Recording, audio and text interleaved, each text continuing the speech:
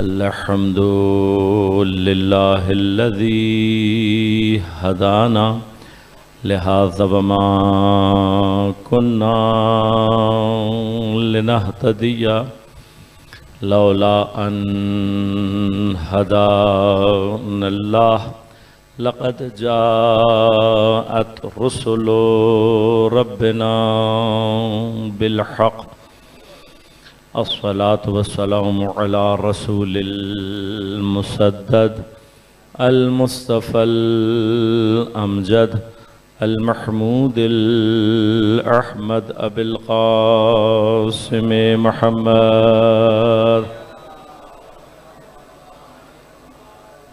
वस्सलातु वस्सलामु अला असदिल्लाहिल गालिब गालिब अला कुल्ले गालिब अली इब्न अबी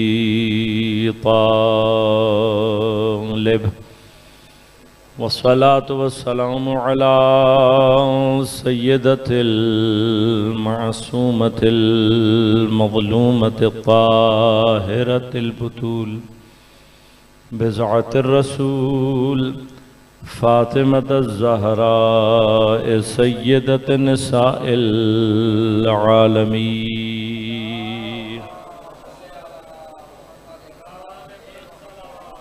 अल्लाहुम्मा सल्लि अला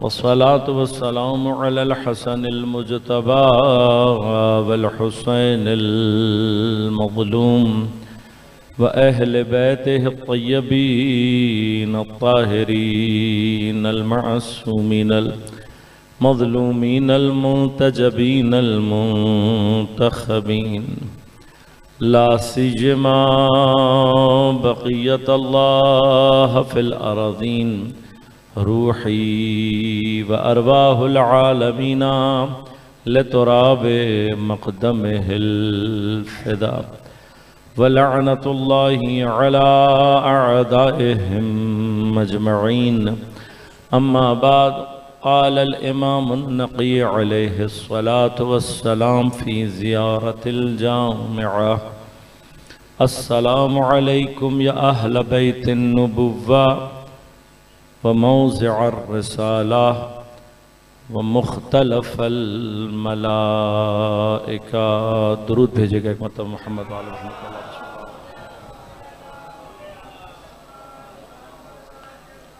मोमिनीन कराम सामीन मोहतरम अज़ीज़ान गिराम क़द्र सन 1446 हिजरी के आशूरा मुहर्रम में ज़ियारत जामे कबीरा की शरह के उन्वान से हमारी गुफ्तगू का सिलसिला जारी।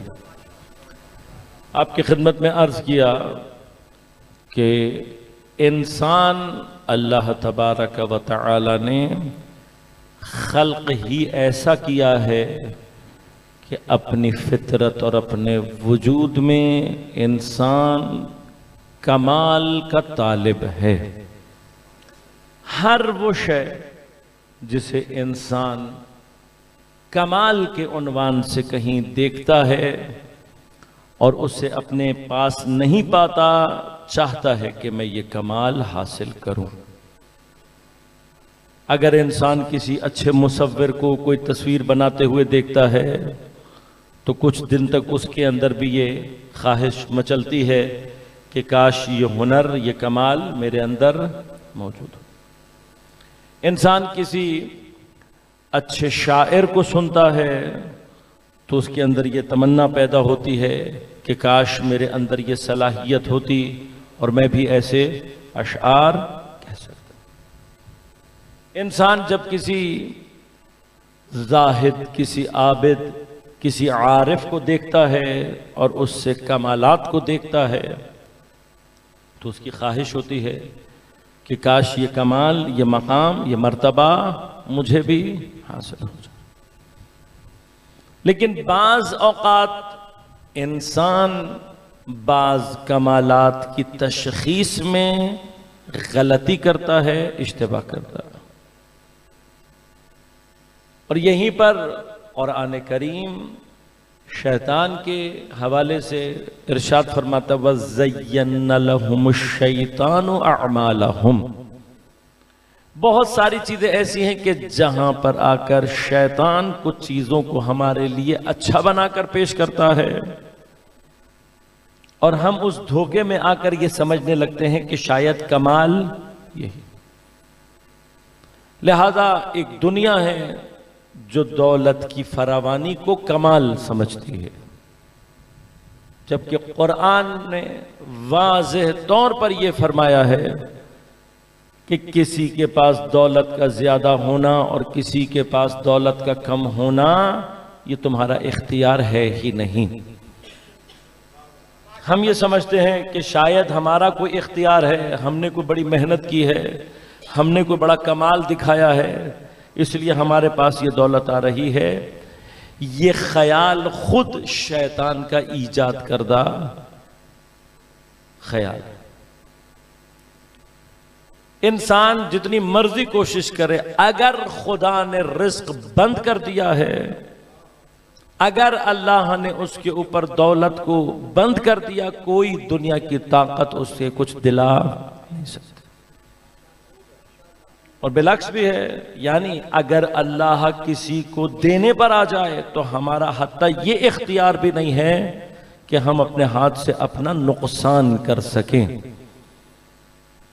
ऐसे बहुत सारे वाकयात और बहुत सारे मकामात हैं कि जहां पर इंसान ये चाहता है कि वो अपना नुकसान करे और वो ये समझ कर कि मैं अपना नुकसान कर रहा हूं, काम को अंजाम देता है, लेकिन जब कादिर मुतलक इरादा कर ले तो हत्ता उस काम में भी उसे फायदा हो जाता है।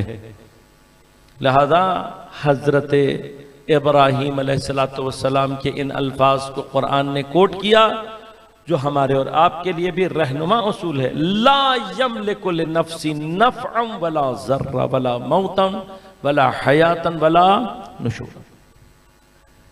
हम ना अपने फायदे के मालिक हैं और ना अपने नुकसान के। लिहाजा अगर खुदा किसी को फायदा पहुंचाने का इरादा कर ले तो कोई उसे नुकसान नहीं पहुंचा सकता, और अगर खुदा किसी के लिए नुकसान का इरादा कर ले, पूरी कायनात मिलकर भी उसे फायदा। यह हम समझते हैं कि शायद हमारा कोई कमाल है, हमारा कोई कमाल नहीं। अल्लाह जिसे दौलत ज्यादा देता है, ये दौलत की ज्यादती उसके लिए इम्तिहान सख्त है अगर वो इसे समझे। मेरा मौजू नहीं है, लेकिन चूंकि बात निकल आई है इसलिए इस बात को मुकम्मल करूंगा। आमतौर पर हमारे यहां जिन मोमिनीन के यहां पैसे की या दुनियावी बाज नियामत के एतबार से तंगी होती है, कभी कभार वो ये भी सोचने लगते हैं कि शायद खुदा हमसे राजी नहीं है, फलां को इतना दे दिया हमें। अगर वाकईन इंसान इस बात को समझे तो अल्लाह जिसका मुश्किल इम्तिहान लेना चाहता है उसे ज्यादा अता करता है। अगर वाकईन हमें समझ में आ जाए, वाकईन हमें समझ में आ जाए, जिसको अल्लाह कम देता है उसका इम्तिहान भी कम है, जिसको ज्यादा देता है उसका इम्तिहान भी ज्यादा है। लिहाजा जिसके ऊपर माल दुनिया तंग होता है उसका इम्तिहान सिर्फ इतना है कि वो सब्र से काम ले, किसी के आगे हाथ ना फैलाए, जितनी अपनी वुसअत है उसमें गुजारा करने की कोशिश करे। इसका माना हरगिज ये नहीं है कि इंसान आगे बढ़ने की कोशिश ना करे, नहीं, ये नहीं है। मोमिन खौफ और रजा के दरमियान की कैफियत का नाम है। सब्र भी करे और जितनी वुसअत है अपने अंदर कोशिश करता रहे। ज्यादा तलब करना मना नहीं है दीन में, ज्यादा की कोशिश करना मना नहीं है दीन में, लेकिन ज्यादा की कोशिश में खुदा से शिकवा करना ये दुरुस्त नहीं। ज्यादा की कोशिश में हलाल और हराम का फर्क न करना ये दुरुस्त है। लिहाजा ऐसे शख्स के लिए इम्तिहान क्या है? सब्र। लेकिन जिसे अल्लाह ज्यादा अता कर देता है, हम सब के लिए ये मकाम फिक्र है। ये याद रखिएगा, हर वो चीज जो हमारी जरूरत से ज्यादा है कुरान फरमाता है फी अम्वालिहिम हक़्क़ुम मालूम लिस्साइल वल महरूम, हर वो चीज जो हमारे पास ज्यादा है उस पर या किसी साइल का या किसी महरूम का हक है। और जिनके पास ज्यादा है अपनी जरूरत से, वो जब इसे नहीं पहुंचाते तो कयामत के दिन या उस साइल के मकरूज होंगे या उस महरूम के मकरूज होंगे जिनका हक अल्लाह ने इनके माल में रखा है। लिहाजा इस खुशफहमी में मुब्तला रहना कि मुझे अल्लाह ने ज्यादा दे दिया तो अब ये मेरे ही लिए है, यहीं से अगर इंसान ये समझने लगे उसकी और खुदा का रास्ता और राहें जुदा हो। लिहाजा इंसान अगर गलती ना करे और कमाल को सही माना में दर्क करने की सलाहियत रखता हो तो फिर ये इंसान की फितरत का हिस्सा है कि वो उस कमाल की तरफ जाना चाहता है। अब जिस अल्लाह ने इंसान को कमाल तलब बनाया है, ऐसा बनाया है कि वो कमाल तक पहुंचना चाहता है, अगर वो इंसान के लिए कोई कामिल नमूना न बनाकर भेजे तो ये इंसान के लिए जुल्म है। क्योंकि अल्लाह ने बनाया ऐसा है कि मैं कमाल तक पहुंचना चाहता हूं और कमाल का कोई नमूना, कोई सैंपल, कोई रहबर न बनाए अल्लाह, ये जुल्म है। लिहाजा अल्लाह ने इंसानों की हयात को बाद में शुरू किया, इंसान कामिल को पहले दुनिया में भेजा।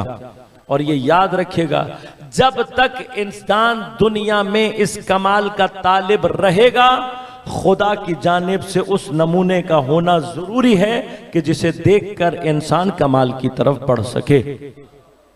लिहाजा कोई भी दौर मासूम के वजूद से खाली नहीं हो सकता। ये दुनिया शुरू भी इस्मत से हुई है और इसका इख्तिताम भी इस्मत के ऊपर होगा। लिहाजा अब अल्लाह ने ये मासूम क्यों रखे हैं कि जब भी इंसान कहीं ये चाहे कि मैं कमाल हासिल करूं तो नमूना कौन है? मासूम। लिहाजा उरफा इस बात के बारे में बहस मौजूद है, लेकिन चूंकि अभी मौका नहीं है लिहाजा बहुत शॉर्ट करके बात करूंगा। फरमाते हैं कि हकीकत इंसानिया, वो हकीकत इंसानिया कि जिसको बनाकर अल्लाह ने कायनात में इफ्तिखार किया, लक़द खलक़नल इंसान फी अहसने तक़वीम, बातहक़ीक़ हमने इंसान को बेहतरीन बनावट पर खल्क़ किया। परवरदिगार जो अहसनुल खालिक़ीन है, वाहिद इंसान है कि जिसको खल्क़ करके परवरदिगार फरमाता है तबारकल्लाहु अहसनुल खालिक़ीन। अब ये इंसान के जिसको बनाकर खुदा अहसन कह रहा है, ये इंसान के जिसको बनाकर खुदा अपने आप पर नाज कर रहा है, तबारकल्लाहु अहसनुल खालिक़ीन, इसका कामिल और ताम नमूना मासूम होता है। लिहाजा फरमाया इंसान कामिल खुद मासूम क्या है? हकीकत इंसानिया है कि जिसे अल्लाह ने बनाकर नाज किया। लिहाजा इसी इंसान के लिए फरमाया हाज़िही सूरतुल इंसानिया कतबल्लाहु बियदिह, ये सूरत इंसानिया है कि जिसे अल्लाह ने अपने हाथों से, यहां पर हाथों से मुराद क्या है कि इस सूरत इंसानिया को अल्लाह ने बिला वास्ता खल्क़ किया। अब इंसान के अंदर वो मकाम के जहां पर अल्लाह ने इंसान को मिट्टी का बनाने के बाद यह हकीकत इंसानिया अपनी रूह की सूरत में उसके अंदर फूकी। इन्नी खालिकुन बशर मिन तीन, मैं बशर बनाने जा रहा हूं मिट्टी से। फ़इज़ा सव्वैतुहु, जब मैं इसे मुस्तवी कर लूं, इसको बैलेंस फॉर्म में ले आऊं, व नफ़ख़्तु फ़ीहि मिन रूही, और अपनी रूह में से इसको अंदर फूकूं, फ़क़ऊ लहू साजिदीन, उस वक्त इसे सजदा करना। सारे उलमा कहते हैं कि इंसान मस्जूद मलाइका अपने बदन की वजह से नहीं है बल्कि अपनी रूह की वजह से। लेकिन अब ये जब अल्लाह ने इंसान के खाकी बदन में अपनी रूह डाली और इंसान दुनिया में आया, तो इंसान की मादी कैफियत गालिब हो जाती हैं उसकी रूह पर। अब ये आईन, ये मजहब, ये शरीयत, ये सारे के सारे कवानीन, ये नमाज, रोजा, पाबंदी, ये सब क्या है? इसका असल मकसद इंसान को उसकी असल और उसकी हकीकत तक लेकर जाना है। लिहाजा मैंने एक जगह बहस की थी, यहां पर सिर्फ इशारा ही कर पाऊंगा क्योंकि मेरा अगर मैं मौजू को खोल दूंगा तो कहीं और चली जाती है, सिर्फ इशारा कर रहा हूं कि याद रखिएगा साइंस एक ऐसा इल्म है जो कि मादे से मुताल्लिक है। साइंस का ताल्लुक मादे से है, मैटर से है। लिहाजा साइंस का इल्म जितनी तरक्की करता है उसका असर मादे से जाहिर होता है। लिहाजा अगर साइंस के उलूम को इंसान ने तरक्की दी तो इस तरक्की का असर मादे में ही जाहिर होगा। लिहाजा इंसान ने साइंस में जब तरक्की की, फिजिक्स के कवानीन को दरियाफ्त किया तो उसने तेज रफ्तार चलने वाली गाड़ियां बना दी। इंसान उड़ नहीं सकता था, उसने जब साइंस के मादे के कवानीन को साइंस के जरिए से समझा और तरक्की की तो आज तेज रफ्तार तरीन तैयारे, हवाई जहाज उसने बना लिया। सवाल यह है, अब ये तरक्की है, इसी तरह से इंसान ने तरक्की की, ऐसे डिवाइस बना लिए कि आज आप यहां से बैठकर 7 समंदर पार अमेरिका बात करेंगे, आपकी आवाज पहुंच जाएगी। लेकिन किसके जरिए से पहुंचेगी? मोबाइल के जरिए से। आप अगर वहां 7 समंदर पार तस्वीर देखना चाहते हैं तो ये तस्वीर आपको कौन दिखाएगा? मोबाइल। ये साइंस की तरक्की है जिसका असर मादे में जाहिर हो रहा है। इंसान ने कितनी तरक्की की भाई? जब इंसान तरक्की करेगा तो इंसान की तरक्की का असर इंसान पर होना चाहिए, मादे पर नहीं होना चाहिए। इंसान अगर तरक्की करे तो उसका कान इस काबिल हो कि उसे सुनाई दे। इंसान अगर तरक्की करे तो उसकी आंख तरक्की याफ्ता होनी चाहिए, आंख में तरक्की आनी चाहिए, जबान में तरक्की आनी चाहिए, नाक में तरक्की आनी चाहिए। लेकिन हम तो यहां मादा, साइंस ने मादे पर तहकीक की, मादा डेवलप करके मादे के अंदर तरक्की हो रही है, इंसान वैसे का वैसे ही। लिहाजा याद रखिएगा वो इल्म और वो रास्ता जो इंसान को तरक्की याफ्ता बनाता है उसे दीन कहते हैं। कुरान, शरीयत, दीन, इनका काम क्या है? ये वो इल्म है कि जो इंसान को तरक्की देने के लिए आया है। लिहाजा अगर इंसान इस इल्म के ऊपर सही माना में आगे चले और बढ़े तो नतीजतन खुद इंसान तरक्की करता है। जब इंसान तरक्की करता है तो फिर इंसान के अंदर ये कुदरत पैदा होती है, उसका कान इस काबिल हो जाता है कि वो सुन सकता है जो कोई और नहीं सुन सकता। उसकी नाक इस काबिल हो जाती है कि जो वो सूंघ रहा होता है वो कोई और। मैंने वाकयात आपकी खिदमत में पेश किए। अभी हजरत यूसुफ की कमीज मिस्र से चली नहीं है, लेकिन किनान में बैठे याकूब को खुशबू आ रही है। इंसान की आंख जब तरक्की करती है तो फिर वो देख सकता है जो कोई और नहीं देख सकता। लिहाजा खुदा हजरत इब्राहिम से क्या कह रहा है? जमीन पर खड़े होकर आसमान की तरफ देखो, हमने तुम्हारी आंख को वो तरक्की अता की है कि तुम जमीन से बैठकर वो देख सकते हो जो इंसान मशीनों के जरिए भी। इंसान तरक्की करे, आपने मादे को तरक्की दी, आपका मादे की तरक्की का नतीजा मैंने अर्ज किया जहाज मसलन। अब आप एक जगह से सामान भारी जहाज के जरिए से अगर पहुंचाना चाहते हैं तो फर्ज करें कि 1000, 2000, 5000 मील का सफर होगा, कितना टाइम लगेगा? बहुत तेज रफ्तार भी अगर जहाज होगा 1000 मील के लिए 15 मिनट 10 मिनट लग जाएंगे। लेकिन जब इंसान तरक्की करता है, दीन का कमाल यह है कि अगर इंसान दीन पर अमल करे, कुरान पर अमल करे, मासूम की पैरवी करे तो तरक्की इंसान के अंदर होती है। अगर इंसान तरक्की करे तो उस मंजिल पर पहुंचता है कि बहुत भारी सा तख्त होता है,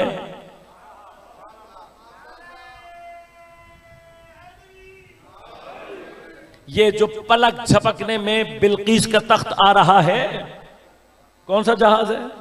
कौन सी टेक्नोलॉजी है? कौन सा साइंस है? ये साइंस का कमाल नहीं है, ये दीन का कमाल है। अब दीन हमें चाहता है इस कमाल की तरफ ले जाना। असल दीन का हदफ क्या है? दीन का असल हदफ यह है कि अल्लाह तबारक व तआला, लिहाजा जहां अल्लाह ताला फरमाता है वमा खलक़तुल जिन्ना वल इंसा इल्ला लियअबुदून, हमने जिन्नो इंस को खल्क नहीं किया अपनी इबादत के लिए मगर वही खुदा फरमाता है सख्खर लकुम मा फिस समावाति व मा फिल अर्द जमीअम मिनहु, हमने कायनात को मुसख्खर कर दिया है तुम्हारे लिए। बस अगर इंसान वाक़अन इस मकाम पर पहुंच जाए तो अल्लाह ने नमूने के लिए भेजा है, ये बताने के लिए भेजा है कि अगर तुम वाक़अन मेरे रास्ते पर चलकर इंसान के कामिल तरीन मरहले पर पहुंचो तो मशीन की जरूरत नहीं है, तुम्हारी उंगली में इतनी ताकत आ सकती है कि तुम सूरज को बाहर निकाल सकते हो। अब इन नमूनों को दिखाने का मकसद क्या है? नमूना दिखाने का मकसद यह है कि हमें समझ में आए कि ये जो है ये वो इंसान कामिल है, ये कामिल है, ये हकीकत इंसानियत। लेकिन हम अपने इस बदन की कैद में आकर अपनी रूह को भूल जाते हैं। अस्ल गुमगुश्ता इंसान का अस्ल गुमशुदा क्या है? उसका अपना नफ्स, उसकी अपनी रूह। वो चीज जो गुमी हुई है वो खुद हम हैं। लिहाजा फरमाया मन अरफ नफ्सा फकद अरफ रब्बा, जिसने अपने आप को पहचान लिया वो अपने रब को पहचान लेता। मैं सिर्फ अल्फाज थोड़े से तब्दील कर दूं, खुदा क्या कहना, मासूम क्या कहना चाहता है? जिसने अपने आप को पा लिया वो खुदा को पा लेता है। यहां पे आराफा से मुराद क्या है? यानी मैं अपने आप को नहीं पहचानता। अगर मैं नहीं पहचानता तो मेरे लिए गुम क्या है, नामालूम क्या है? मेरा अपना आप। अब मैंने अपने आप को पैदा करना है। ये जो मैंने अपने आप को ढूंढना है, इस ढूंढने का एक रास्ता यह है कि जब मैं मासूम से अपने आप को मुर्तबित करता हूं, मेरा मासूम से इर्तिबात पैदा करना यानी अपनी उस हकीकत गुमशुदा को पैदा करना जिसके लिए मुझे खल्क किया गया है। और एक रास्ता मासूम से इर्तिबात पैदा करके अपनी इस हकीकत इंसानिया को तलाश करना, यह रास्ता जियारत मासूम के जरिए से होकर जाता है। बस असल में हकीकत जियारत, इस हकीकत गुमशुदा को मालूम करना, इस तक पहुंचना है। अब चूंकि मासूम ही हकीकत इंसानिया है, लिहाजा जब जायर जियारत मासूम के मरहले पर आता है तो बुनियादी तौर पर वो सिर्फ सलाम नहीं कर रहा होता, बल्कि अपने आप को मासूम से मुत्तसिल करके अपने आप को अपनी हकीकत तक लेकर जा रहा होता है। अब इस जियारत का कमाल क्या है? इस जियारत का कमाल यह है कि जो मासूम की मारिफत को सही माना में हासिल कर ले, जो मासूम को पहचान ले, तो मासूम की पहचान खुद उसकी अपनी पहचान का जरिया बनती है। और यह मरहला बढ़ते बढ़ते वहां पहुंचता है कि जहां जायर जियारत की आखिरी मंजिल तो उस तक पहुंच जाता है। वो जियारत की आखिरी मंजिल क्या है? फरमाया हुजूर जायर इंदल मजूर। जियारत का कमाल यह है कि जियारत करने वाला जिसकी जियारत कर रहा होता है उसके सामने हाजिर हो जाता है। अब ये जो हुजूर है मासूम के सामने, इस हुजूर का असल माना फिजिकल हाजिर होना नहीं है, फिजिकली नहीं है, बल्कि बुनियादी तौर पर मारिफत मासूम का वो दर्जा है कि जहां इंसान एक मर्तबा अगर मासूम तक पहुंच जाए तो फिर किसी भी कीमत में मासूम को छोड़ना नहीं चाहता। लिहाजा गौर करना, जियारत के कमाल माना को खुद करबला ने ज़ुहूर दिया है। ये जो मैं और आप जियारत करते हैं, अस्सलामु अलैका या अबा अब्दुल्लाह अल हुसैन, ये हमारे और आपके सिर्फ जबान तक रहे, तासीर गुजार है, उसके अपने आसार हैं। लेकिन इमाम चाहते क्या हैं कि मैं इस जबान के सलाम से आगे निकलूं, पहले मैं अपने आप को अबा अब्दुल्लाह अल हुसैन से कनेक्ट करूं, वसल करूं। मैं इमाम हुसैन की जितनी मारिफत हासिल करता चला जाऊंगा और इस जियारत में जितना इमाम के नजदीक आता चला जाऊंगा, उतना मेरा कैफियत जियारत शदीद होती चली जाएगी। एक मंजिल ये आती है कि फिर जायर और मजूर में फासला नहीं रहता, तो वो हुजूर पैदा करता है। इसलिए करबला किस अंदाज से, देखिए करबला में हजारों की तादाद में लोग मौजूद हैं, मगर जो दुश्मन है इमाम हुसैन के, वो फिजिकल एतबार से इमाम के नजदीक नहीं है। नजदीक है ना, वो भी वही है, मगर वो इमाम को देख नहीं रहे, देख रहे हैं। इमाम के नजदीक नहीं है, नजदीक है, सबको नजर आ रहा है ये इमाम हुसैन। लेकिन इनमें से इमाम का हकीकी जायर कौन है? वो असहाब हैं कि जो इमाम तक पहुंचे हैं इस अंदाज से कि अब उन्होंने इमाम को अपनी हकीकत के उन्वान से पहचान लिया है। अब जो इमाम को पहचान चुका है और इमाम तक पहुंच गया है, यानी जिसने अपनी हकीकत को दरियाफ्त कर लिया, जो अपनी हकीकत को दरियाफ्त कर ले वो फिर अपने आप से जुदा नहीं होना चाहता। लिहाजा गौर कीजिएगा, इन्होंने ये मरहला तय किया, इमाम तक पहुंचे, इमाम ने शब की तारीकी में चराग बुझा दिया। बुझाकर क्या कहा मैं तुम सब पर से अपनी बैअत उठा रहा हूं, मैं तुम सब पर से अपनी बैअत उठा रहा हूं और तुम में से जो जाना चाहता है चला जाए, मैं जामिन हूं तुम में से कोई गुनाहगार नहीं होगा। तारीख के अल्फाज हैं, ये तारीख के अल्फाज हैं। इमाम हुसैन शब आशूर चराग बुझाकर, ताकि कोई शर्मिंदगी का एहसास भी न करे।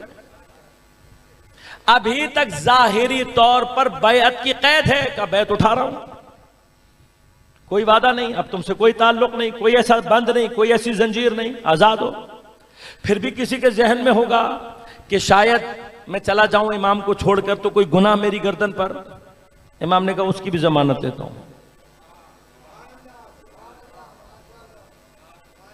एक कदम और आगे बढ़ाऊं, कहां लेकर जा रहे हैं इमाम हुसैन? फरमाया कि अगर तुम्हें इस बात का खौफ है कि लोग तुम्हें ताने देंगे, अब बैत तो खत्म हो गई, अंधेरा है, इमाम से आंखें भी नहीं मिलनी, इमाम ने यह भी कह दिया गुनाह कोई नहीं, लेकिन मैं चला जाऊंगा, लोग ताने देंगे ये इमाम हुसैन को छोड़कर। इमाम ने कहा उसका भी सलूशन देता हूं, मेरे बच्चों में से किसी का हाथ पकड़ कर ले जाओ, ताकि अगर कोई ये कहे तुम इमाम को छोड़कर आ गए तो तुम जवाब दो कि मैं आया नहीं हूं, इमाम ने मुझे मसलन अपने इस बच्चे को इसके साथ इमाम ने भेजा, मैं नहीं आया था। कोई बहाना छोड़ा इमाम हुसैन ने? कोई नहीं छोड़ा। सवाल ये फिर भी इमाम को छोड़कर क्यों नहीं जा रहे, जबकि दूसरी तरफ मौत यकीनी है? यानी यहां पर इस वक्त इमाम के साथ ठहरने का मतलब क्या है? यकीनी मौत है, कल सुबह हतमन मौत है, तलवारें हैं, तीर हैं, नेज़े हैं, सर कटने हैं, जिस्म कटने हैं। इस सब के बावजूद ये इमाम को छोड़कर क्यों नहीं जा रहे हैं? सवाल क्या है? कभी हमें और आपको सोचने की तो जरूरत है ना। वो क्या चीज है जो इन्हें इमाम तक रोक कर रख रही है? जब इमाम ने कहा जाते क्यों नहीं, तो शायद उन्होंने पलट कर ये कहा मौला अभी तो अपने आप को पाया है हमने, अभी तो मंजिल को हासिल किया है, जो अपने आप को, अगर आपको छोड़कर जाएंगे यानी अपने आप को छोड़कर जाएंगे। कोई अपने आप को छोड़ सकता है? कोई नहीं छोड़ सकता। यह हकीकत कमाल जियारत है कि जिसको आइम्मा ने जियारत के अल्फाज में परोया सिर्फ इसलिए है ताकि मुझ जैसा जाहिल इन अल्फाज के जरिए से समझने की कोशिश तो करे कि मैं किसके सामने खड़ा हूं और वो मुझे कहां तक पहुंचाने वाला है। लिहाजा खुद जियारत को आइम्मा ने तमाम जितनी भी तकरीबन जियारात है, सारी की सारी जियारात, अक्सर जियारात खुद मासूमीन अलैहिस्सलातु वस्सलाम से माफूम है। खुद आइम्मा ने ये जियारात हमें तालीम की। क्यों तालीम की है? फलसफा क्या है? बहुत सारी बातें, मैं बहुत सारी बातें आपको कह चुका हूं, लेकिन बुनियादी तौर पर ये जियारात रास्ता हैं, अवामिल हैं इंसान को उसकी कमाल और हकीकत तक पहुंचाने का। लिहाजा कल मैंने आपको एक मिसाल दी थी, अगर जहनों में होगा तो मेरे लिए चलना आगे तेज हो जाएगा। मैंने कल आपकी खिदमत में अर्ज किया था कि अगर दो बीज यहां पर रखे हुए हों, एक उनमें से मुर्दा हो चुका हो, एक बीज जिंदा हो, दुनिया की कोई लेबोरेटरी, कोई साइंसदान इन दोनों को जुदा करके नहीं बता सकता कौन सा बीज जिंदा है और कौन सा मुर्दा। कोई नहीं बता सकता। वाहिद रास्ता क्या है कि मैं इन दो बीजों के दरमियान में से जिंदा और मुर्दा को बता सकूं कौन सा जिंदा है और कौन सा मुर्दा। वाहिद रास्ता यह है कि हम चार तरह के अवामिल से तमस्सुक करें, तवस्सुल करें। चार चीजें चाहिए, ये चार चीजें, ये चार अवामिल, ये चार फैक्टर जमा होंगे, जिस बीज के सीने में हयात होगी वो खुद ब खुद अपनी हयात को जाहिर वो 4 चीजें क्या हैं? थोड़ी सी मिट्टी, थोड़ा सा पानी, रोशनी और हवा। कोई लेबोरेटरी नहीं बता सकती, लेकिन वाहिद रास्ता क्या है? वाहिद रास्ता ये दोनों बीज जमीन में बो दीजिए, पानी लगा दीजिए, हवा और रोशनी का इंतजाम कर दीजिए। जिस बीज के सीने में हयात होगी वो खुद ब खुद उस हयात का इजहार करेगी, बाहर निकल आएगा पौधा, पौधा बता देगा कौन जिंदा है और कौन मुर्दा। जिस तरह से बीज की हयात है, इसी तरह से उम्मत की हयात है। और उम्मत को अपने लिए वो फैक्टर्स चाहिए कि जिन फैक्टर्स के जरिए से, वो अवामिल दरकार हैं जिनके जरिए से वो अपनी हयात को ज़ुहूर दे। लिहाजा मासूमीन अलैहिमुस्सलातु वस्सलाम इसी तरह से 4 चीजें हमारे लिए छोड़कर गए हैं। 4 चीजें हैं, अगर ये 4 चीजें हम इकट्ठी कर लें, इनसे तमस्सुक रखें, तवस्सुल रखें, फिर दुनिया की कोई ताकत हमें जिंदगी के ज़ुहूर से रोक नहीं सकती। वो 4 चीजें क्या हैं? मैं बहुत खुलासा करके बात करूंगा, तफसील में नहीं जाऊंगा। और इसके ऊपर न सिर्फ हमारे उलमा ने, बल्कि मुस्तशरिकीन ने, गैर मजहब लोगों ने भी मजहब अहले बैत पर जब तहकीक की है, वो कहते हैं ये 4 चीजें हैं जिनकी वजह से तूल तारीख में मकतब अहले बैत जिंदा है। लिहाजा आज के दौर में इन्हीं 4 चीजों को सबसे ज्यादा निशाना बनाया जाए। वो 4 चीजें क्या हैं? फरमाया कि इस मकतब के लिए जो 4 चीजें खुद रसूल ने और आइम्मा ने आमादा करके इनको देकर गए हैं, उनमें से एक चीज अज़ादारी सैयदुश शुहदा है। जब तक अज़ादारी इनके साथ है, जब तक ये अज़ादारी के साथ हैं, इन्हें कोई नाबूद नहीं कर सकता। दूसरी चीज कि जिसे खुद पैगंबर ने और आइम्मा ने आमादा किया है, इनको एक मकतब बनाकर, एक फैक्टर बनाकर दिया, वो इंतजार इमाम ज़मान अज्जलल्लाहु ताला फरजहु शरीफ। लिहाजा याद रखिएगा कि इमाम के इंतजार की और उससे रिलेटेड जो कैफियत है, वो हजरत के गैबत के बाद नहीं है, बल्कि खुद पैगंबर बता रहे हैं कि मेरा बेटा गैबत में जाएगा और जो उसका इंतजार करेगा। खुद आइम्मा इंतजार की इस कैफियत के हवाले से खुद भी बयान कर रहे हैं और नौअन आमादा। तीसरी चीज के जिसको फैक्टर के हमारे उम्मत और इस मिल्लत की बका और दवाम के फैक्टर के तौर पर बयान किया गया, वो मकतब इज्तिहाद और तकलीद होना है। और इसको आइम्मा ने, खुद पैगंबर ने और आइम्मा ने, इसीलिए आइम्मा ने खुद शागिर्द तैयार किए हैं, और हत्ता ऐसे शागिर्द तैयार किए हैं कि जिनके बारे में रिवायात इमाम फरमाते हैं, मुझे अच्छा लगता है कि तेरे जैसे अफराद मस्जिद में बैठकर हमारे उलूम के मुताबिक लोगों को फतवा देते हैं।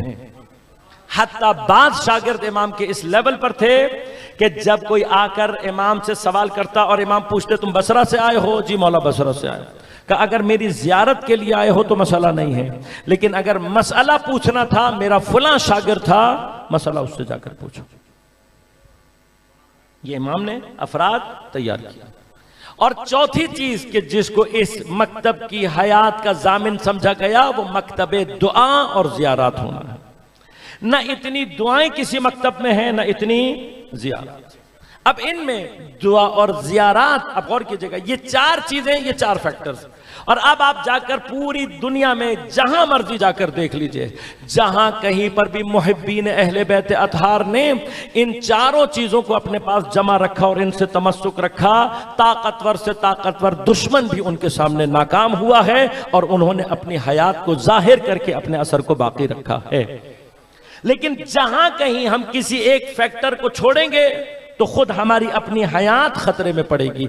लिहाजा ऐसा ना हो कि आज़ादारी के चक्कर में इंतजार की कैफियत कमजोर हो जाए, इंतजार के चक्कर में दुआ और ज़ियारत कमजोर हो जाए, दुआ और ज़ियारत के चक्कर में इज्तिहाद और तकलीद इससे दूर हो जाए। ये नहीं होना चाहिए। 4 फैक्टर्स को आप जमा रखें और उसके बाद यकीन रखें कि अगर हमारे अंदर हयात का कोई हल्का सा भी असर होगा, वो खुद ब खुद ज़ुहूर करके रहेगा। ये खुद हयात की कुव्वत है। अब इसमें जो दुआ और जियारत हैं, उनका मकसद, एक मकसद, मैंने बहुत सारे फलसफे बयान कर दिए, लेकिन आखिरी मराहिल में अर्ज कर रहा हूं बस कि दुआ को अगर अब आसान माना में समझना चाहते हैं तो दुआ क्या है?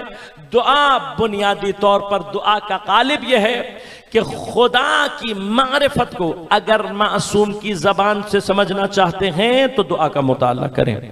लिहाजा अहले बैत अतहार की दुआएं अलग हैं, दुआ की कैफियत अलग है, और खुद खुदा के इरफान और मारिफत का बाब अलग है। लिहाजा जिस जमाने में सहीफा कामिला को कंपाइल किया गया इमाम सज्जाद अलैहिस्सलातु वस्सलाम की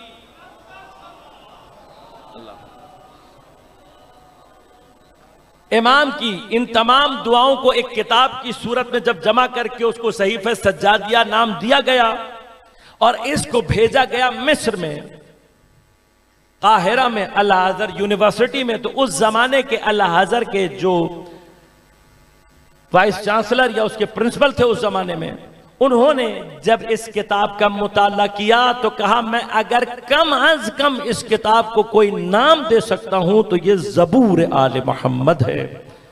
ये ऐसी किताब है कि जिसमें आले मोहम्मद अलैहिस्सलातु वस्सलाम ने इरफान के जो बाब खोले हैं वो कहीं और। बस अगर आप चाहते हैं कि मासूम की जबान से खुदा को पहचाने, दुआओं के तर्जुमों पर गौर करना शुरू कर दें। एक पूरी दुनिया है मारिफत की कि जो आइम्मा ने, लिहाजा कभी फुर्सत मिले, अलबत्ता ये चीजें फुर्सत नहीं चाहती, असल ये है कि इनके लिए खास तौर पर वक्त निकालें। अब जैसे ये अय्याम जो कि इस वक्त मंसूब हैं सैयदुश शुहदा से, कोई एक काम अगर आप करना चाहते हैं जो आपको इमाम हुसैन से नजदीक करे, उनमें से एक काम यह है कि दुआए अरफ़ा इमाम हुसैन अलैहिस्सलातु वस्सलाम का तर्जुमा पढ़कर देख लें।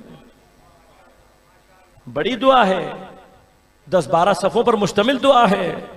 अगर अरबी के अल्फाज में दिक्कत नहीं कर सकते तो कम से कम दुआए अरफा, आजकल कोई काम है गूगल पे लिखें दुआए अरफा का उर्दू तर्जुमा आ जाएगा, कितनी देर लगेगी?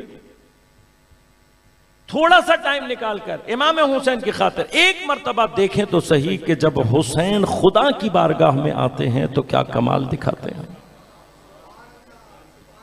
हुसैन की जबान से हुसैन के खुदा को पहचानना चाहते हो तो दुआए अरफ़ा इमाम हुसैन का एक मर्तबा कम से कम तर्जुमे की सतह तक इमाम का ये कलाम, इसका मुताला करके। जियारत क्या है? जियारत मासूम की जबान से मासूम के तारुफ का नाम है। यानी क्या? अब मासूम अगर किसी जगह एक मर्तबा मुझ जैसा कोई जाहिल आकर आपको मासूम के बारे में बताए कि भाई इमामत क्या होती है, इमाम के क्या मरातब है, इमाम के क्या दर्जे हैं, ये एक मकाम है। लेकिन एक मर्तबा खुद मासूम आकर अपना तारुफ कराना चाहे, इमाम बताना चाहे कि हम कौन हैं, हम क्या हैं, तो उसके लिए जो बाब आइम्मा ने खोला है वो उनकी जियारात हैं। लिहाजा अब जियारात में दोनों तरह की कैफियत हैं। एक बहुत बड़ी तादाद जियारात की वो है जो कि हर मासूम से मुख्तस है। इमाम हुसैन की जियारत हैं, जियारत वारिसा है, जियारत आशूरा है, हजरत अमीर की जियारत है, जियारत अमीनुल्लाह है, इमाम ज़मान की खास जियारत जियारत आले यासीन है, जनाब सैयदा की, तमाम मासूमीन की अलग अलग जियारत मौजूद है। लेकिन अगर कभी किसी मकाम पर कोई ये जानना चाहे कि वाक़अन मकाम इस्मत और इमामत को अल्लाह ने क्या मकाम अता किया है, तो उसका जो बेहतरीन मकाम है वो मकाम ज़ियारत जामिआ कबीरा। एक बहरे मारिफत है, बहरे मारिफत है कि जिसको इमाम ने ज़ियारत जामिआ कबीरा के अंदर बहा दिया। लिहाजा एक एक मकाम ज़ियारत जामिआ कबीरा का अपने लिए तफसील चाहता है। अब मैं माजरत चाहता हूँ बहरहाल खासतौर पे आगा साहब से कि इनकी ख्वाहिश ये थी कि हम ज़ियारत जामिआ कबीरा की शरह करें, लेकिन ये शायद मेरी कम इल्मी है, कम तौफीकी है कि मुझे 6 दिन लग गए सिर्फ ज़ियारत के मुक़द्दमात को तैयार करने। लेकिन अब अगर मेरा 6 दिन की मेहनत आप तक पहुँची हो तो ज़ियारत का खुलासा क्या है? ज़ियारत ज़ायर का अपने आप को मज़ूर से मुत्तसिल करना, कनेक्टिविटी है, कनेक्टिविटी है। यह आजकल के बच्चों को समझाना थोड़ा सा आसान है। आप अपना मोबाइल लेकर जाते हैं, वाईफाई घर में लगा हुआ है, होता है ना ऐसा कि जहां आप वाईफाई की सरहद से थोड़ा सा दूर गए, सिग्नल खत्म। अब आप जानते हैं ना, आपको मालूम है कि अगर मैं इंटरनेट से कनेक्ट नहीं हुआ तो क्या क्या बंद हो जाएगा। हमारे यहां बाज़ औक़ात बाज़ बच्चे और ख़ास तौर पर जो आईटी वगैरह से रिलेटेड हैं और वाकईन प्रोडक्टिव काम कर रहे हैं, ये याद रखिएगा कि बुजुर्ग आमतौर पर जिस चीज़ से मना कर रहे होते हैं वो नॉन प्रोडक्टिव काम है। सोशल मीडिया, इलेक्ट्रॉनिक मीडिया, इसका जितना भी नॉन प्रोडक्टिव काम है वो शैतानी है। मैं बिल्कुल खुलासतन बात अर्ज कर रहा हूं, कोई बहस नहीं। जितना भी नॉन प्रोडक्टिव गैर जरूरी जो काम है, जो लहव लइब में आता है, एंटरटेनमेंट के नाम पर तकरीबन जो कुछ आप देख रहे हैं वो सब शैतानी है। क्योंकि अगर कम आज कम भी कोई काम आपका सिर्फ टाइम बर्बाद कर रहा है और आपको कोई फायदा नहीं हो रहा तो वो लहव लइब है, शैतान का काम।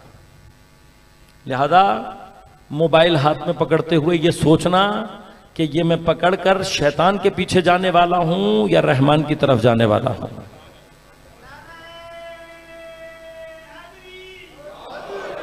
और वाहिद में यार क्या है, वाहिद में यार इसलिए अपने आप को आदत डालें। और इसमें सिर्फ बच्चे मुराद नहीं है, विश्व सब हैं, हम सब शामिल हैं इसमें। अगर मेरा मोबाइल का इस्तेमाल प्रोडक्टिव है, तामीरी है, कुछ सीख रहा हूं, मेरे अंदर कोई फायदा हो रहा है तो फिर बेहतर है, नहीं है तो खुदा के लिए अपने आप को इससे बचा कर। लिहाजा आखिरी कानून बता दूं, इंटरनेट का हर वो इस्तेमाल के जिसका जवाब आप कल खुदा को दे सकें।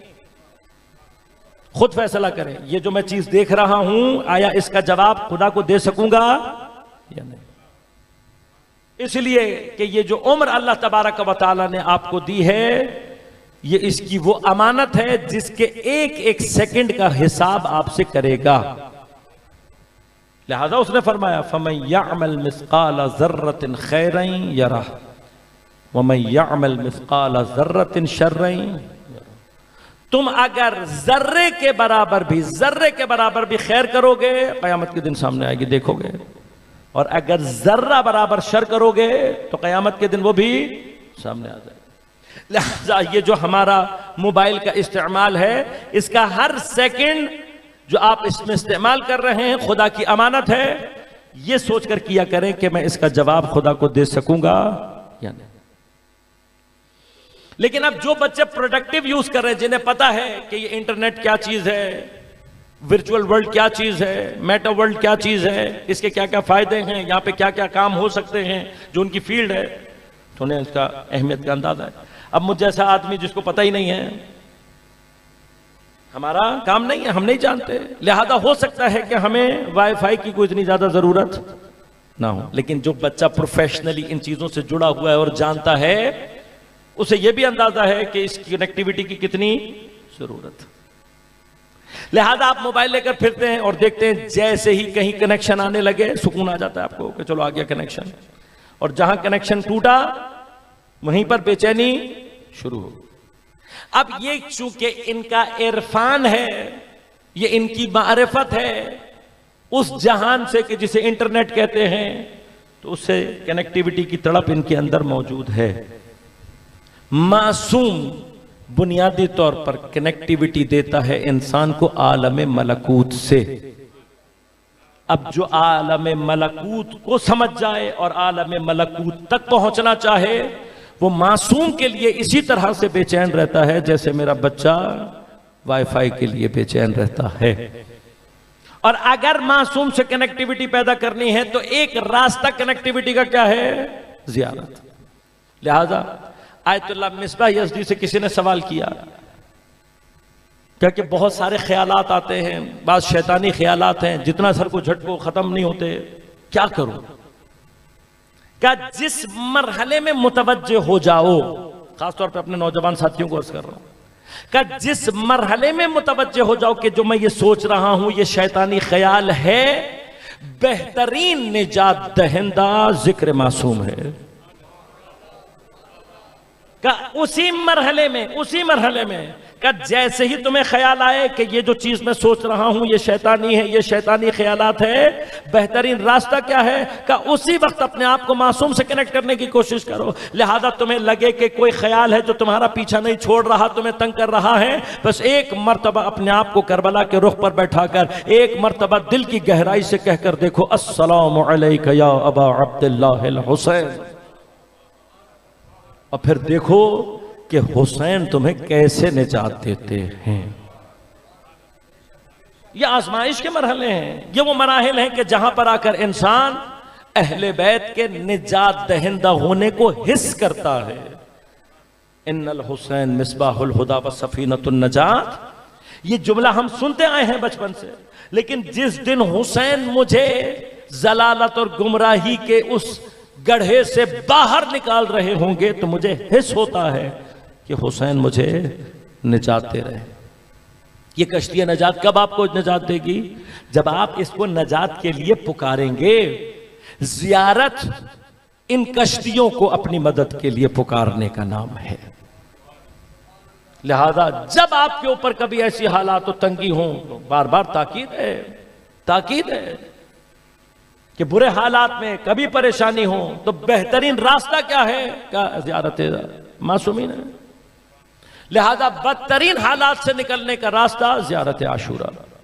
लिहाजा ज़ियारत आशूरा की ताकीद है। हत्ता न सिर्फ इस दुनिया के बदतरीन हालात, उस दुनिया के भी। लिहाजा सबसे सख्त तरीन मरहला इंसान पर उसकी कब्र में वुरूद का मरहला। और जब इमाम से किसी ने पूछा कहा मौला इस मरहले पर निजात के लिए क्या करूं? कहा मेरे जद की ज़ियारत आशूरा से तवस्सुल करो। लिहाजा कब्र के मराहिल पर इंसान को नजात देने वाली ज़ियारत में से एक ज़ियारत आशूरा, और ज़ियारत आशूरा के बाद अगर किसी ज़ियारत की ताकीद है तो ज़ियारत जामिआ कबीर। कल हम इंशाअल्लाह बहस को शुरू करेंगे। अब जब इमाम अपने तारुफ का बहर मारिफ जारी कर रहे हैं तो जो अलकाबात इमाम ने इस्तेमाल किए हैं वो क्या लक़ब हैं, और उन लक़ब के पीछे, उन अलकाबात के पीछे वो कौन सी फ़ज़ाइल की मंजिल है जिसे इमाम बयान करना चाहते हैं। लिहाजा इंसान अगर मकाम को दर्क कर ले तो इत्तिसाल की कैफियत शदीद हो जाती है। अगर हमें वाक़अन मकाम हजरत अब्बास का अंदाजा भी हो जाए कि मेरा मौला करबला में अपनी कुर्बानी और सब्र के जरिए से किस जगह पर पहुंचा है, तो अस्सलामु अलैका या अबल फज़ल अब्बास कहने का माना तब्दील हो जाएगा।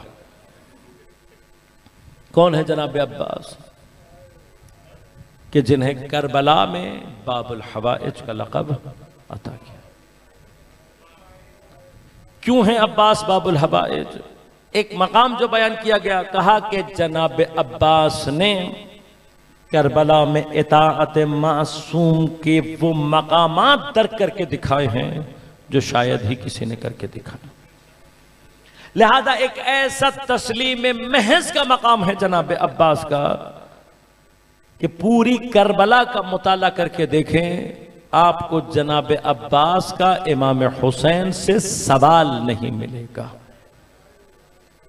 और ये कमाल मारिफत मासूम।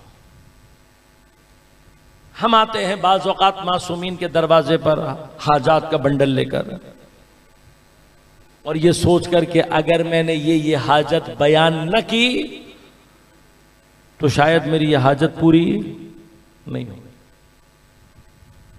जबकि मारिफत का पहला कदम ये बताता है कि मेरा मौला मुझे मुझसे ज्यादा जानता है। खबर रखते हैं ये खुदा के अस्मा की तजल्ली, ये ताम है। जब खुदा खबीर है तो फिर ये कैसे हो सकता है कि उसके इसमें खबीर की तजल्ली को मालूम ना हो, वो खबर ना रखता हो। सब मालूम है। तो क्या करें?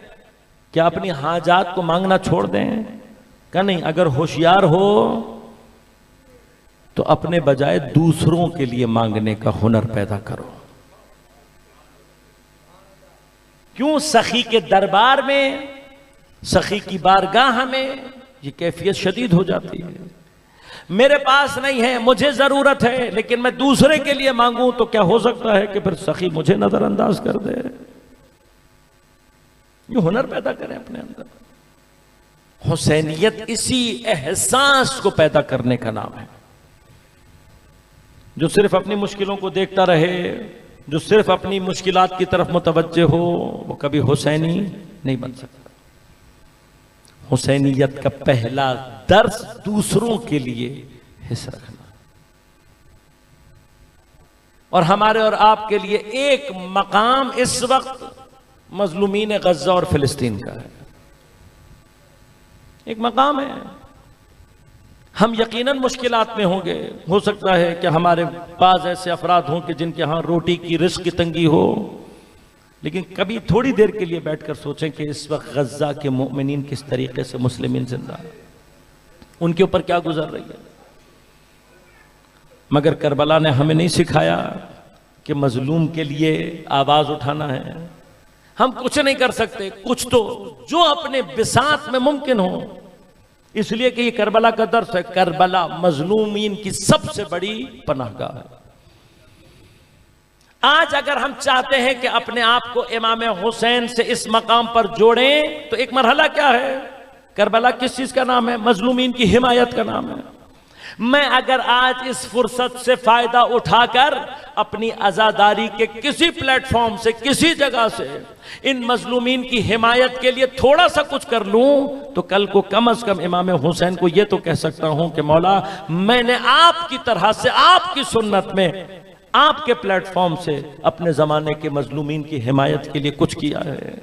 लिहाजा याद रखिएगा, जनाब अब्बास क्यों है? इसलिए कि इताअत मासूम में और हिमायत मजलूमीन में अपना सब कुछ कुर्बान कर देने वाले को अब्बास कहते हैं। अपनी जात के लिए कोई नहीं, सवाल नहीं है, कोई सवाल नहीं है। किस हद तक नहीं है? 7 मुहर्रम को उमर साद के लश्कर में से एक लश्कर निकल कर आया और आकर कहा, जी हमें हुक्म मिला है कि आप दरिया के पास से अपने खैमे हटा। जब मेरे मौला के सिपहसालार ने सुना, एक मर्तबा हजरत अब्बास के चेहरे पर जलालत अलवी के आसार नमूदार।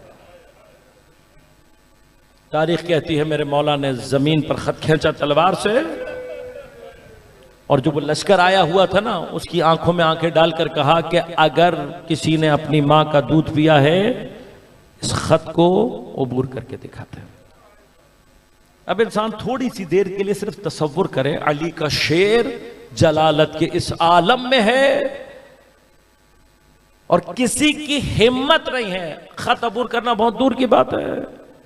इस वक्त जलालत हैदरिया का मकाम यह है कि कोई हजरत अब्बास की आंखों में आंखें नहीं डाल सकता। लिहाजा सब सर झुकाए खड़े हुए हैं, बदन कांप रहे हैं, किसी के अंदर जुर्अत नहीं। और ऐन इस मरहले में किसी ने पीछे से आकर कहा, अब्बास हुसैन कह रहे हैं खैमे हटा दो।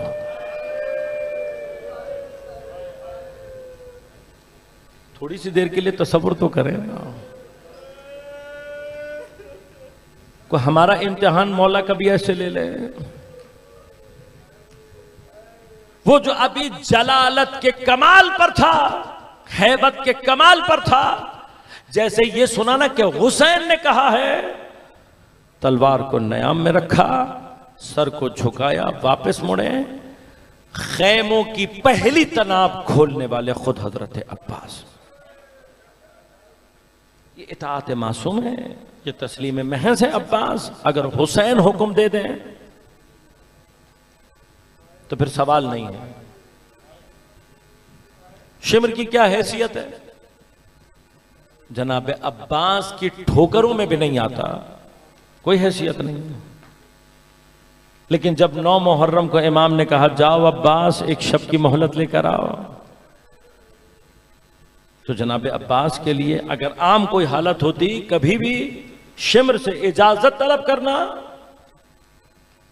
महाल है अब्बास के लिए, लेकिन जब हुसैन हुक्म दे दें तो गए भी हैं और मोहलत तलब करके वापस। लिहाजा पूरी करबला में हजरत अब्बास का इमाम से सवाल दिखाई नहीं देगा, कोई सवाल नहीं है। एक के बाद एक अंसार का लाशा लेकर आ रहे हैं, सवाल कोई नहीं। जब अंसार खत्म हुए हैं तो शायद कहीं हो जहन में मौला के कि मैं सिपह सालार हूं, मैं था सिपह सालार, अब मेरी बारी, ये सब मेरे छोटे हैं, इन सबको मैंने अपनी गोद में पाला है, इन सबको मैंने आमादा किया है, ये सब मेरे बच्चे हैं।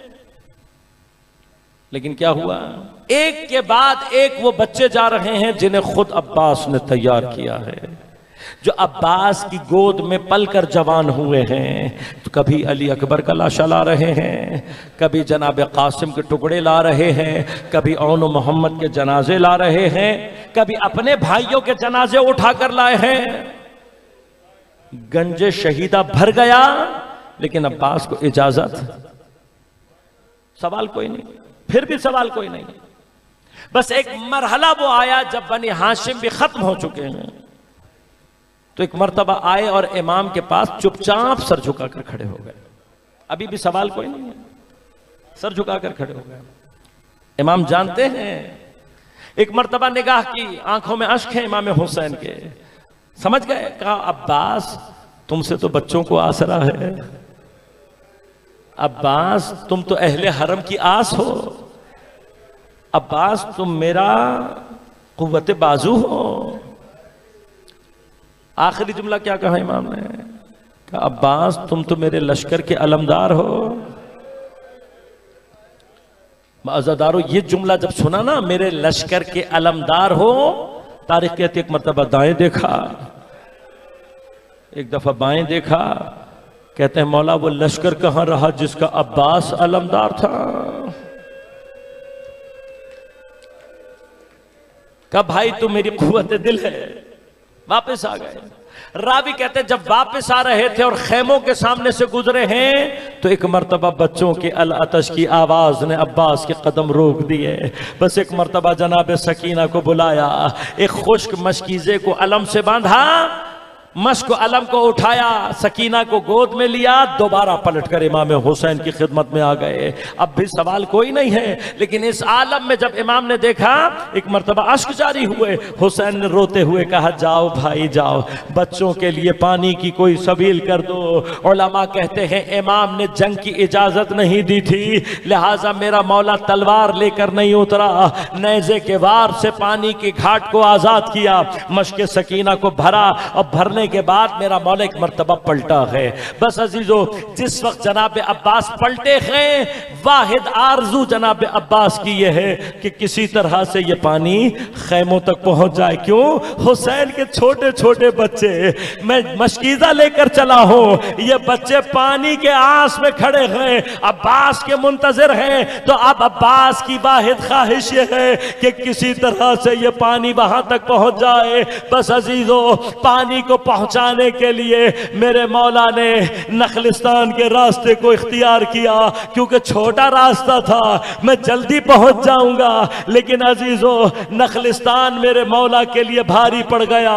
मैदान में किसी की जुर्अत न थी अली के बेटे के सामने आता, लेकिन नखलिस्तान में दरख्तों के पीछे से छुप छुप कर हजरत पर वार कर रहे थे। बस एक मलऊन का वार कारीगर साबित हुआ, हजरत का एक बाजू कता हो गया, बाजू का कटना था, मेरे मौला का नेज़ा छूट गया। लेकिन मश्क अलम को थाम कर आगे बढ़ रहे थे, लेकिन अब अली के शेर का एक हाथ कट चुका है। बस एक मलऊन ने आगे बढ़कर दूसरा हाथ पर वार किया, इससे पहले कि दूसरा हाथ कटता मेरे मौला ने मशकीजे के तस्मे को अपने दांतों में दबा लिया।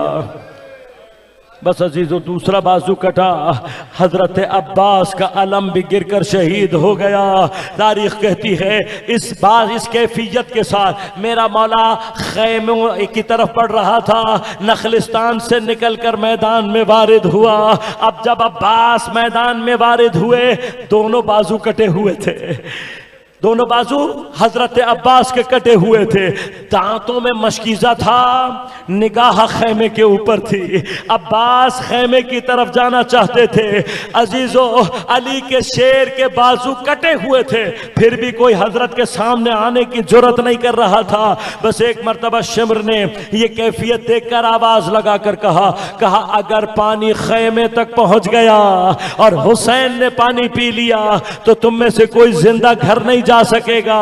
बस अज़ादारों, जैसे ही ये आवाज लगी, इतने तीर हजरत अब्बास की तरफ बरसाए गए। रावी कहता है ऐसा लग रहा था कि जैसे करबला में तीरों की बारिश हो रही हो। अब जब मेरे मौला ने इतने तीरों को आते हुए देखा, मश्क को बचाने के लिए अपने आप को घोड़े के ऊपर झुका दिया। रावी कहता है जितने तीर थे आकर हजरत की पुष्ट में पैवस्त होना शुरू हो गए। इतने तीर हजरत की पुष्ट में लगे। एक वक्त वो आया जब हजरत का बदन तीरों में छुप चुका था। मेरे मौला का बदन नजर नहीं आ रहा। अब कोई देखता है तो सिर्फ तीर ही तीर नजर आते हैं, लेकिन जब तक मश्क में पानी था, अब्बास खैमे की तरफ जा रहे थे, वह किसी मलऊन ने देखा, ऐसा ताक कर तीर चलाया कि तीर आकर मश्क में लगा। मश्क से पानी का बहना था, अब्बास के दिल का खून बह गया। बस अजीजों, जैसे ही मश्क खाली हुई, अब्बास ने खैमों की तरफ जाने का इरादा तर्क कर दिया। अब मेरा मौला खैमों में नहीं जाना चाहता।